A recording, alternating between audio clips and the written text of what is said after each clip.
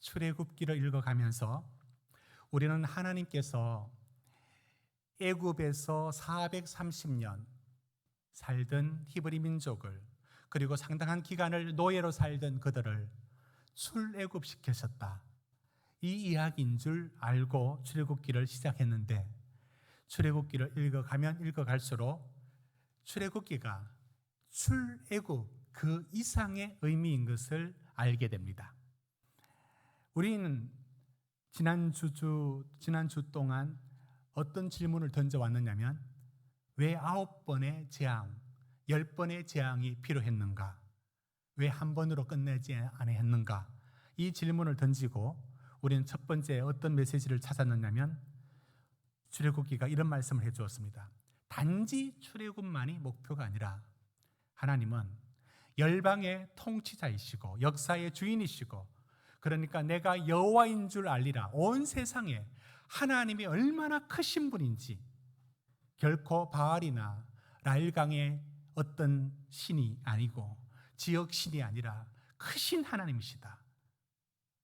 많은 성도들이 작은 하나님, 수호신 하나님을 믿고 있는 이들이 적지 않을 때 성경의 하나님은 얼마나 크신 하나님인지 말씀해 주고 있었습니다. 두 번째, 우리는 왜 파라오가 쉽게 히브리 민족을 보내주지 않고 어떻게든 자기 수하에 두려고 붙들고 있을까? 이거 좀 이상하다. 이게 뭘까? 그게 바로 이 세상이다. 이 세상이 파라오를 상징하고 있고, 얼마나 이 세상이 강력한지, 절대로 중립적인 세상이 아니다. 하나님 백성을 자기 삶으로, 자기 방식으로 이끌어내려는 세상의 강력한 유혹과 힘이 지금도 역사하고 있다. 이게 바로 애굽이고 파라오이다. 우리는 그리고 하나님이 단지 출애굽만의 목표가 아니라 그 백성을 불러서 예배하기 위해서, 하나님을 섬기기 위해서 불러내었다. 우리의 예배, 우리의 삶이 하나님을 높이고 하나님을 예배하고 그 말씀을 중심으로 살아가는 것, 예배하기 위하여, 섬기기 위하여 부르셨다. 우리는 적어도 세 가지 이상의 출애굽만이 아니라 그 이상의 의미들이 있다는 것을 우리는 출애굽기의 6장부터 10장, 11장에 이르기까지 10가지 재앙 속에서 하나님이 어떤 분이신가를 드러냈습니다. 한 번 더 반복합니다. 하나님은 온 우주의 주인이시고 창조주시다. 하나님은 우리를 예배하기 위하여, 하나님을 예배하기 위하여 부르셨다. 하나님을 섬기기 위하여 부르셨다. 그리고 세상은 파라오처럼 여전히 우리를 묶어두고 세상 방식으로 살도록 강력한 힘으로 오늘도 역사하고 있다. 이런 사실들을 읽어왔습니다. 자, 여기까지 읽은 우리들이 출애굽기가 말하고 있는 것이 해방만이 아니라 하나님의 구원을 말하고 있다는 사실을 알게 되고, 하나님의 구원에 어떤 차원이 있는가, 구원이 어떠한 청위, 어떠한 차원을 갖고 있는지를 말씀하고 있다는 것을 우리는 출애굽기를 읽어오면서 알게 됩니다. 이걸 한 구절로 요약을 하면 6장 6절 7절에 출애굽기가 말하고 있는 하나님의 구원, 어떤 것인지를 이렇게 말합니다. 여러분, 우리 같이 한번 읽어볼까요? 먼저 출애굽기 6장 6절 7절입니다. 띄워주십시오. 거기에 번호가 1, 2, 3, 4가 있습니다. 자, 그 나중에 한번 더 살필 텐데, 일단 우리 6절 7절을 같이 읽습니다. 이 구절을 읽는 이유는 출애굽기가 말하고 있는 하나님의 구원이 어떤 차원을 갖고 있는지 네 가지를 살펴보는 겁니다. 우리 같이 읽습니다. 시작. 그러므로 이스라엘 자손에게 말하기를, 나는 여호와라. 내가 애굽 사람의 무거운 짐 밑에서 너희를 빼내며 그들의 노역에서 너희를 건지며 편발로 여러 큰 심판들로서 너희를 속량하여 너희를 내 백성으로 삼고 나는 너희의 하나님이 되리니 나는 애굽 사람의 무거운 짐 밑에서 너희를 빼낸 너희의 하나님 여호와인 줄 너희가 알지라. 여러분, 이 구절에 출애굽기가 말하고 있는 하나님의 구원의 네 가지 차원들이 들어 있습니다. 우리 하나씩 보겠습니다. 6절에 먼저 하나님의 구원이라는 것은 출애굽을 통해서 뭘 보여주느냐면 빼내는 걸 말합니다. 애굽에서 히브리 민족을 빼내는, 공간적으로 분명히 뭔가 차이가 있는, 빼내서 구분 짓습니다. 그러니까 세상에 있는 우리들을 불러서 세상에 사는 방식이 아닌 다른 삶을 요구합니다. 일단 빼냅니다.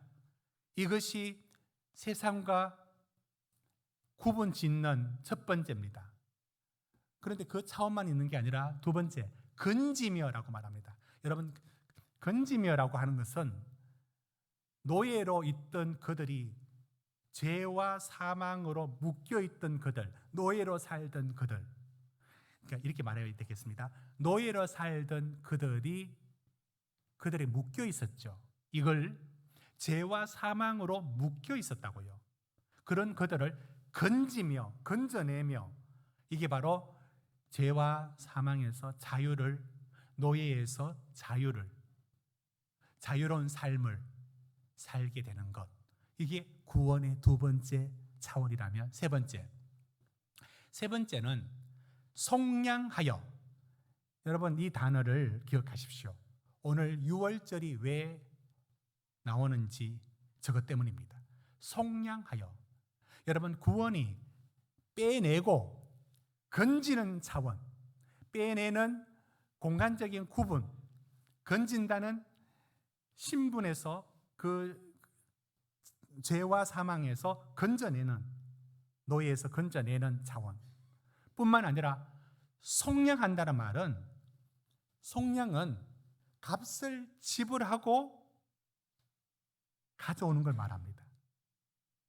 이게 속량입니다. 그러니까 구원에 있어서 속량이라는 단어가 왜 나왔느냐면, 하나님이 그 백성을 구원할 때 속량이라는 차원의 구원의 역사가 있습니다. 이걸 구속하다라고 하거나, 그냥 노예로 있던 그들을 그냥 데려오는 게 아니라 그 값을 지불하고 내 것이 됩니다. 이 과정이 무엇인가, 어떻게 이루어지는가, 속량이라는 게 어떻게 이루어지는가를 생각하면서 오늘 본문에 들어가야 합니다. 그리고 마지막에 내 백성으로 삼고. 여러분, 백성으로 삼는다, 마치 결혼하듯이 이제 남이든 우리를 너 이제 내 백성이야 라고 할 때, 이때 뭐가 이루어진다는 거 말합니다. 여러분, 오늘 말씀이 어떤 말씀에서 주어지는지 이 위치를 여러분 먼저 보십시오. 우리가 하나님의 자녀가 되지 않습니까? 우리를 하나님의 백성이라고 말하지 않습니까? 그럴 때에 빼내고 건진다는 외적인 여러 차원들이 있습니다. 그런데 더하여서 속량이라고 하는 값을 지불하고 하나님의 것으로 만든 것과 내 백성으로 삼는 것로 된다고 할 때, 이 두 가지, 세 번째, 네 번째에 있는 이 차원들은 어떻게 이루어집니까?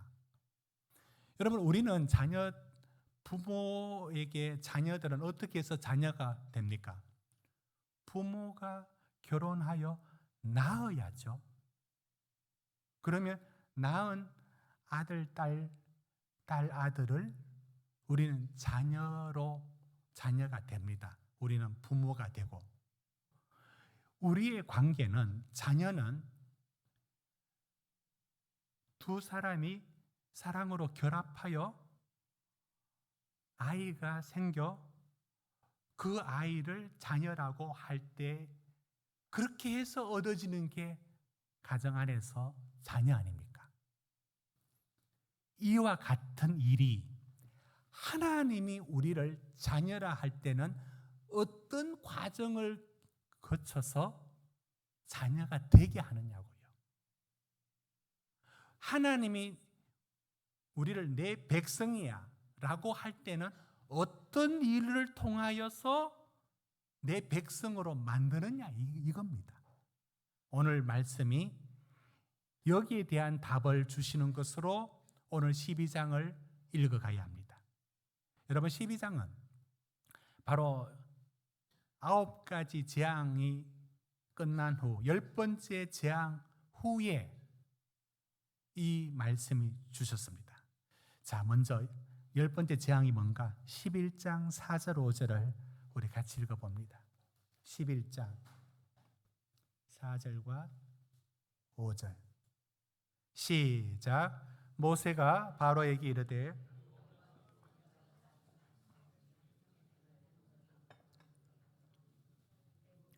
모든 처음 난 것은 왕위에 앉아있는 바로의 장자로부터 맷돌 뒤에 있는 몸종의 장자와 모든 가축의 처음 난 것까지 죽으리니.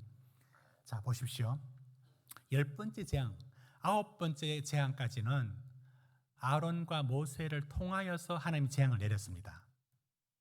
그런데 4절 다시 보십시오.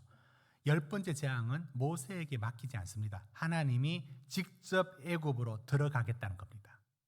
보셨죠? 그게 다른 겁니다. 그런데 10번째 재앙이 뭐냐면 왕으로부터 모든 이 표현이 맷돌 뒤에 있는 몸종, 그 가장 하층의 사람들 뿐만 아니라 가축까지 모든 처음 난 것, 장자, 마지, 아무튼 가축까지 처음 난 모든 것이 내가 들어가면 다 죽겠다는 겁니다. 이 재앙을 말합니다. 그런데 이 재앙이 내려질 때에 온 애굽에 있는 히브리 민족까지 다 죽게 됩니다. 모두 첫 아이, 처음 난 것은 다 죽게 된답니다. 그런데 이 죽음을 피할 방법을 일러주시기를, 그게 12장에 있는 이 말씀입니다. 한번 볼까요? 어떻게 하면 되느냐면 이걸 피할 방법을 주시는데, 먼저 3절 보십시오. 가족들의 식구를 정확하게 파악을 하고 숫자를 잘 파악하랍니다. 그리고 그 숫자에 맞도록 어린 양을 합니다. 이 말은 양 한 마리 잡아서 두 사람 먹을 수는 없잖아요. 여러 명 먹죠. 얼마만큼 먹을지 그 분량을 말해야 합니다. 아마 이렇게 말합니다. 당신 얼마나 먹어요? 나는 한 그릇. 난 조금. 파악하라는 겁니다. 정확하게 남기지 않도록 내가 먹을 양을 말하라 합니다. 그럼 그 먹을 양을 정확하게 계산해서 양을 필요한 수만큼 취하라는 겁니다. 만약에 가족으로 안 되면 어떻게 하라는가? 3절 보십시오. 4절 보십시오. 식구가 너무 적으면 이웃집하고 같이 합쳐서라도 분량을 정확하게 맞추라고 말합니다. 그런데 뭘 가져와야 되느냐면 3절에도 어린 양을 취하라고, 4절 어린 양을 구하랍니다. 물론 거기에는 어린 양도 되고 5절 보면 어린 염소도 가능합니다. 그러나 주로 어린 양을 얘기합니다. 그 양은 5절에 수컷이어야 되고 1년 된 것을 해야 합니다. 이 한 마리를 골라서 이날 할 때 어떻게 해야 되느냐면 3절에 있는 것처럼 그날 열흘에, 그러니까 그날 열흘에 10일에 한 마리를 취합니다. 그러면 나흘 동안 이 양을 집에 둡니다. 그 1년짜리 양이 얼마나 귀엽겠습니까? 그놈이 나흘 뒤에 이제 죽어요. 그런데 그걸 보라는 거예요. 나흘 동안 같이 지냅니다. 그리고 6절 보십시오. 나흘이 되었죠. 그거를 잡습니다. 그걸 잡습니다. 그리고는 먹는 방식, 레시피가 나와 있습니다. 8절 보십시오. 삶아 먹으면 안 되고요. 불에 구워 먹어야 됩니다. 그리고 빵을 같이 먹을 때는 무교병, 그러니까 발효되지 않는 빵을 먹어야 합니다. 그리고 9절에 말합니다. 날 것이나 삶아 먹지 말라라고 말해주고 있고요. 10절에 9절 끝에 다 불에 구워 먹으라 했고요. 10절에 아침까지 남겨두면 안 된다라고 했습니다. 11절에 먹는 방식은 앉아서 먹는 게 아니라 서서 허리에 띠를 띠고 발에 신발 신고 지팡이 잡고 급히 먹으라. 좀 특이하지 않습니까? 자, 한번 생각해 보십시오. 430년 동안 애굽의 노예로 있었습니다. 오늘 밤이 지나면 애굽을 떠납니다. 그 바로 전날 저녁에 양을 잡아 이렇게 합니다. 일단은 이 설명을 먼저 하겠습니다.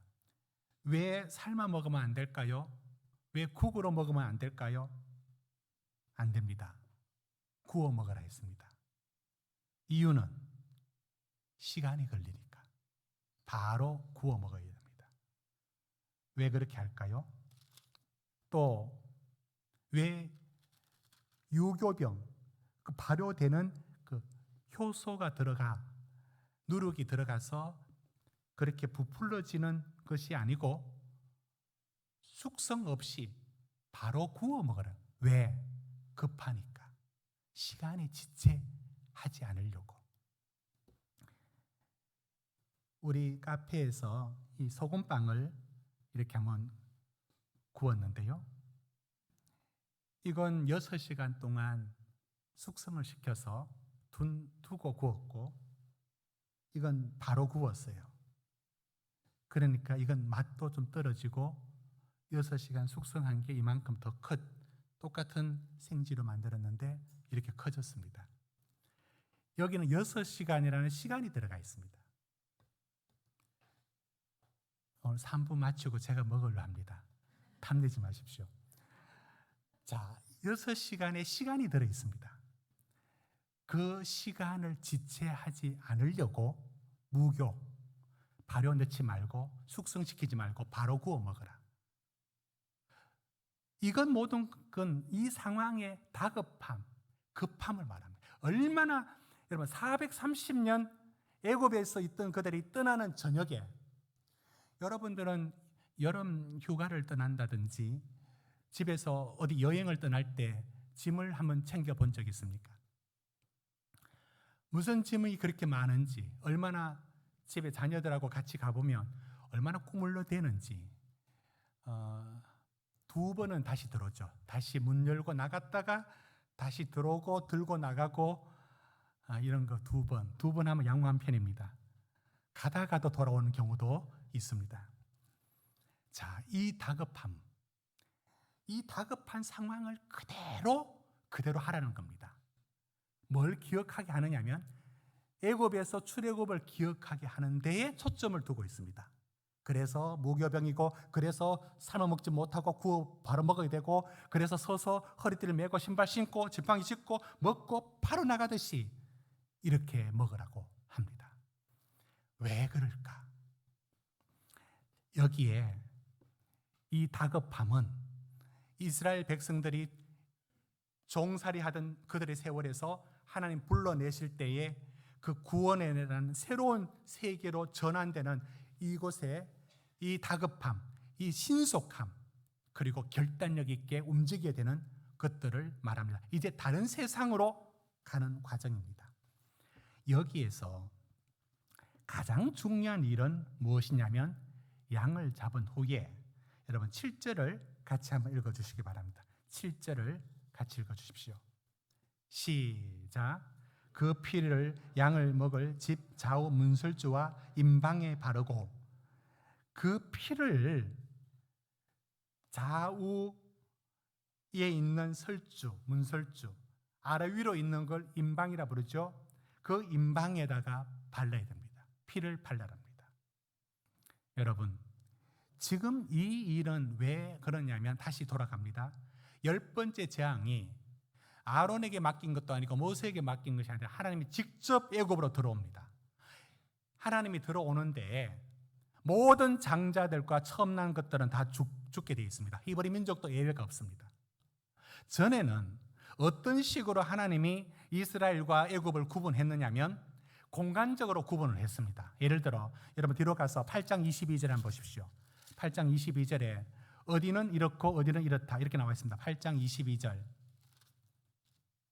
우리 같이 읽어볼까요? 8장 22절 시작. 그날에 내가 내 백성이 거주하는 고센 땅을 구별하여 그곳에는 파리가 없게 하리니 이는 말미암아 이 땅에서 내가 여호와인 줄 내가 알게 될 것이라. 그 고센 땅에는 구분했습니다. 또 뒤로 갑니다. 9장 4절 한번 보십시오. 뒤로 가서 9장 4절 거기 다섯 번째 재앙에서도 어떻게 구분하는가. 9장 4절 시작. 여호와가 이스라엘 가축과 애굽의 가축을 구별하리니 이스라엘 자손에게 속한 것은 하나도 죽지 아니하리라 하셨다 하라. 이렇게 공간적으로 구분했습니다. 이게 우박과 흑암 재앙에서도 더 나오는데요, 찾지 않겠습니다. 그런데 이번에는 하나님이 어떻게 구분하느냐면 공간적으로 구분하지 않습니다. 그러니까 애굽에게만 재앙 내리고 고센 땅 이스라엘에는 재앙을 내리지 않는 방식이었어요. 하나님은 그렇게 구분할 줄 아셨습니다. 그러나 이번에는 그렇게 구분하지 아니하셨고 그 구분을 전혀 다르게 했습니다. 이번에는 그 문 지방과 문 설주에 양의 피를 발랐는지 그 기준으로 여러분 12장 다시 돌아오십시오. 12장 13절을 읽습니다. 13절 시작. 내가 애굽 땅을 칠 때 그 피가 너희가 사는 집에 있어서 너희를 위하여 표적이 될지라. 내가 피를 볼 때 너희를 넘어가리니 재앙이 너희에게 내려 멸하지 아니하리라. 23절로 갑니다. 시작. 여호와께서 애굽 사람들에게 재앙을 내리려고 지나가실 때 문 임방과 좌우 문설주의 피를 보시면 여호와께서 그 문을 넘으시고 멸하는 자에게 너희 집에 들어가서 너희를 치지 못하게 하실 것임이니라. 이때의 기준은 그 문에 양의 피를 발랐느냐로 결정합니다. 피가 없으면 히브리 민족도 거기에는 재앙이 닥칩니다. 여러분, 하나님께서 10가지 재앙 후에 왜 마지막에는 이 10가지 재앙을 공간적으로 애국과 이스라엘 구분하지 않고 문에 양의 피를 바르는 것으로, 그래서 그 피가 있고 없고, 여러분 피를 이렇게 봐서는 안 되죠. 그 피가 참 신기한 거야. 피가 참 묘해. 그게 나쁜 것을 쫓아내, 애군을 쫓아내. 우리 민족이 아이를 낳으면 이렇게 검주를 쳤어요. 그런 것처럼 그게 위생의 차원도 있지만 나쁜 것이 들어오지 말아라고 막는 것에 대한 어떤 부적의 효과를 기대했죠. 여러분, 지금 오늘 읽을 때 그 피를 발려놓으면 나쁜 게 안 온다, 이런 미신으로 가져가면 안 됩니다. 그렇게 말하면 무슨 피가 효염이 있다든지 그 피가 신기하다든지 그런 얘기하는 게 아닙니다. 중요한 것은 이렇게 말씀하시는 하나님이 말씀이 중요해요. 그러니까 그 피의 성분에 뭐가 있느냐가 중요한 게 아니라 하나님이 그렇게 말씀을 하셨다는 게 중요해요. 그 피를 보면 넘어간다. 여러분, 오늘 이 구절의 말씀을 10번째 재앙 후에 6월절이 왜 있고 왜 이런 방식으로 구원을 하시느냐에 대한 설명이 뭘 보여주느냐면, 여러분, 하나님이 우리를 구원하시는 그 일에 있어서 4가지 구원의 차원, 빼내고 건진다는 것만이 아니라 속량하고 그 백성으로 삼고라고 하는 이 과정이 어떻게 이루어지는지를 우리는 처음에 질문을 던졌고 궁금해 여겼습니다. 여러분, 지금 이 얘기를 어렵게 생각하지 마시고 이렇게 말씀해 봅시다. 하나님이 우리를 백성으로 삼았대요. 뭐로 삼았다는 거예요? 백성으로 삼는다는 게 뭡니까? 하나님이 우리를 자녀가 되게 하셨대요. 뭐 어떻게 하셨다고 말하는 거예요? 어떻게 자녀를 만들었다는 얘기입니까? 이 얘기를 출애굽기 12장이 속량이라는 것과 그 백성으로 삼는다는 얘기를 뭐로 말하고 있느냐면 유월절 얘기로 얘기하고 있습니다. 그러니까 하나님이 우리를 하나님의 백성, 하나님의 자녀라고 말할 때에 뭐가 일어나느냐 얘기입니다. 그게 바로 어린 양의 피라는 이 상징, 출애굽기는 실제, 그게 뭘 의미합니까? 하나님이 우리를 하나님의 자녀로 삼으려고 할 때에 하나님이 뭐를 동원해야 되느냐 하면 하나님은 피라고 하는 생명을 동원한다는 겁니다. 그런데 그 생명이 너희 게 아니라 어린 양을 보고 나흘 동안 집에 둡니다. 얼마나 귀엽겠어요? 여러분, 강아지만 귀여운 게 아니에요. 송아지도 얼마나 귀여운지 몰라요. 염소 새끼 여러분 안아봤습니까? 얼마나 귀여운지 몰라요. 근데 나흘 뒤에 자기가 보는 데서 번제로 나눠지듯이 칼로 죽임을 당합니다. 피가 뿌려집니다. 애굽의 모든 재앙은 재앙이 미칩니다. 그런데 히브리 민족에게는 그 재앙이 왜 안 미치느냐면 그 피를 발라두면 내가 피해 가겠다는 하나님의 방법이 어떤 방법이냐면 너를 내 것으로 삼는 방식이 무엇으로 이루어지느냐면 하나님은 피로서 우리를 속량, 하나님 너 내 거야 라고 가져갑니다. 핏값을 지불하고 생명이라는 피를 지불하고 우리는 이 고도의 이 상징화된 이 출애굽기의 사건이 예수님에게 와서 어떻게 이루어졌는지 우리는 알고 있습니다. 요한복음 1장 29절에 예수님이 세례 요한이 예수님을 보고 이렇게 말합니다. 보라, 세상 죄를 지고 가는 하나님의 어린 양이다. 예수님은 이 유월절 사건을 제자들과 함께 보내려고 굉장히 바라고 있었습니다. 누가복음 22장 15절 보십시오. 우리 같이 읽읍시다. 시작. 이르시되 내가 고난을 받기 전에 너희와 함께 유월절 먹기를 원하고 원하였노라. 예수님은 이 유월절을 안 하고 십자가에 달린다는 것을 상상도 하지 않습니다. 유월절에 음식을 같이 먹으면서 저게 굉장히 예수님에게는 중요했습니다. 그때 이렇게 말했거든요. 마태복음 26장입니다. 떡을 가지면서 말했습니다. 이게 내 몸이다. 27절에 그리고 잔을 가지면서 말했습니다. 이게 내 피다. 지금 뭘 하고 있느냐면 유월절 음식을 나누고 있으면서 이게 내 몸이고 이게 내 피라고 말합니다. 예수님은 이 출애굽이 말하고 있는 얘기를 그대로 지금 마음에 묵상하고 있습니다. 그리고 하나님이 자신을 어린 양으로 불러 그 몸과 피를 이 어린 양을 대신하여 하고 있음을 받아들입니다. 이것을 로마서 3장 23절에서 26절은 이렇게 표현을 합니다. 모든 사람이 죄를 범하였으며 하나님의 영광이 되지 못하더니 그리스도 예수 안에 있는 속량, 예수께서 속량한대요. 속량. 하나님의 구원의 세 번째 차원이 속량이었습니다.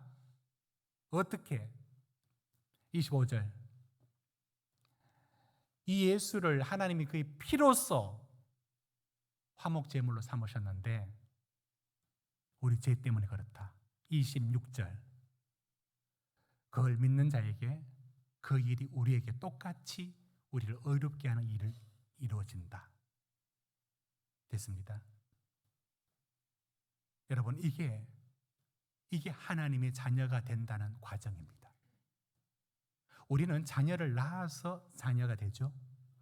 하나님이 우리를 자녀로 삼을 때, 그 백성으로 삼을 때에 어떤 과정을 거치느냐면 죄된 우리를 그냥 받아줄 수는 없는 거예요. 거룩하신 하나님이 우리를 그냥 받을 수는 없는 거예요. 핏값을 지불합니다. 그 핏값을 지불하고 우리를 넌 내 거야. 사랑하는 성도 여러분, 저는 오늘 이 말씀에서 하나님이 내 백성이라는 이 내자, 넌 내 거야, 너는 내 자녀야, 넌 내 딸이야, 너는 내 아들이야 라고 말할 때에 그 구원이 갖고 있는 깊이를 아십니까? 자기 아들 예수를, 그 피를 내놓고 우리를 자녀로 삼을 수가 있었습니다. 우리가 하나님의 백성이다라고 말할 때, 우리가 하나님의 자녀라고 말할 때에 이루어진 게 무엇이냐고요? 그게 속량이고 내 백성이 삼는다는 게 무엇이냐고요? 그 속량의 과정이 어떻게 이루어졌느냐고요? 그게 바로 피로써, 하나님의 피로써, 곧 예수 그리스도의 생명이 우리에게 들어와야 하나님의 자녀입니다. 그 역사가 일어나야 우리가 하나님의 자녀입니다. 하나님은 그렇게 우리를 자녀로 삼으시겠다는 겁니다. 여러분, 요한복음 말씀에 우리가 알고 있죠. 영접하는 자, 곧 그 이름을 믿는 자에게는 어떤 권세? 하나님의 자녀가 되는 권세를 주셨으니, 여러분, 이 권세라고 말합니다. 이게 권세라고 말합니다. 하나님의 자녀의 권세라고 말합니다. 우리가 하나님의 자녀라고 말합니다. 그래 놓고 걱정하고 살고 있습니다. 우리는 하나님의 백성이라고 말해 놓고 우리는 우리의 미래를 너무 두려워하고 살고 있습니다. 우리는 하나님의 자녀라고 말할 때 그때 일어나는, 내가 너를 자녀 삼을 때에 하나님이 우리의 선한, 아니요, 당신의 피로써 당신의 생명을 주고 우리를 살게 됐습니다. 그런 후에 우리 이름을 자녀라고 부를 수 있습니다. 그렇게 얻어진 이름입니다. 이걸 요한일서에서는 무엇이라고 우리에게 얘기하고 있습니까? 요한일서 5장 11절에서 말씀 우리 한번 읽어볼까요? 우리 같이 읽습니다. 시작. 또 증거는 이것이니 하나님이 우리에게 영생을 주신 것과 이 생명이 그의 아들 안에 있는 그것이니라. 아들이 있는 자에게는 생명이 있고 하나님의 아들이 없는 자에게는 생명이 없느니라. 내가 하나님의 아들의 이름을 믿는 너희에게 이것을 쓰는 것은 너희로 하여금 너희에게 영생이 있음을 알게 하려 함이라. 여러분, 그래서 하나님이 우리를 누구로 삼았느냐면 하나님의 자녀로 삼았어요. 하나님의 자녀는 하나님이 주시는 유산, 분깃, 왕권, 하나님이 가진 모든 권한들을 우리에게 주십니다. 그래서 너희는 왕같은 제사장이라는 표현이 그래서 나옵니다. 하나님이 우리를 어떤 식으로 자녀로 만들었는데 오늘 우리가 두려워하고 걱정하고 염려하는 여러분의 삶이 있을 때, 넌 하나님의 자녀야 라는 말이 지금 여러분 귀에는 어떻게 들립니까? 그게 그렇게도 자랑스럽지 않고 그게 날 밥 먹여주느냐?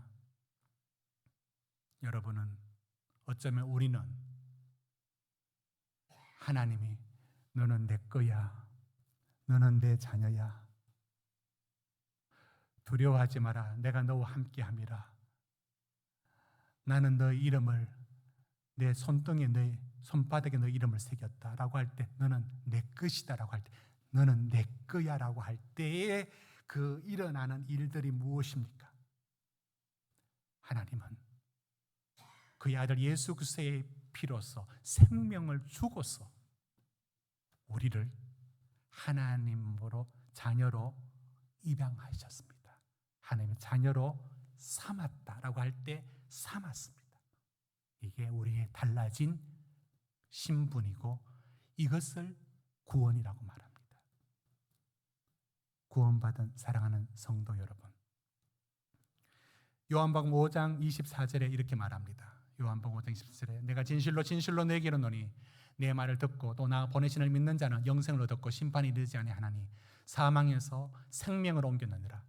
우리 안에 예수의 생명이 들어와서 우리를 하나님은 하나님의 자녀라고 부릅니다. 여러분, 이런 일이 어디서 일어납니까? 이런 혁명 같은 일이 우리가 어떻게 하나님의 자녀가 될 수 있습니까? 우리가 어떻게 하나님의 백성이 될 수 있습니까? 우리가 얻어진 이 구원의 이 신분의 변화를 잊지 마십시오. 하나님은 우리 각자를 향해서 뭐라고 말씀하는지 아십니까? 내 사랑하는 딸아, 내 사랑하는 아들아라고 부릅니다.